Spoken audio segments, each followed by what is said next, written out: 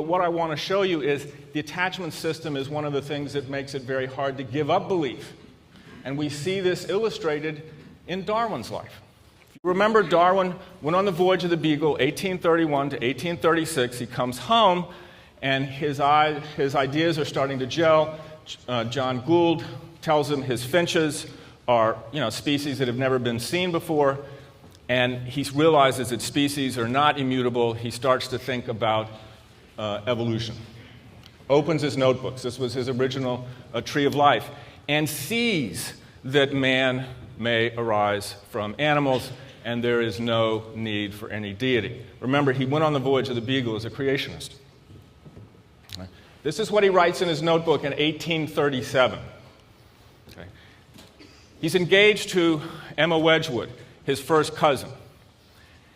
He realizes that species change. They evolve, but he doesn't have a mechanism. And in September of 1838, he reads Malthus's essay and he gets his idea. He sees the mechanism, the struggle for existence. That's September 1838. Somewhere in that fall, he told his fiancée. In November, he gets the first of these kind of letters. She was distressed, and she said this kind of thinking might cause a painful void between us. They're married in January of 1839. In February of 1839, she writes him another letter.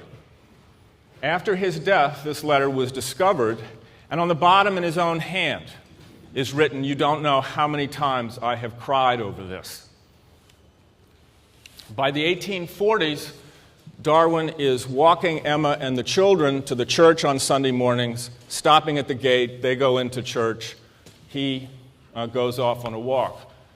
And it is reasonable to think that it is the concern about his wife's reaction, the potential rupture of that bond, that's one of the things that led Darwin to sit on his idea for 20 years.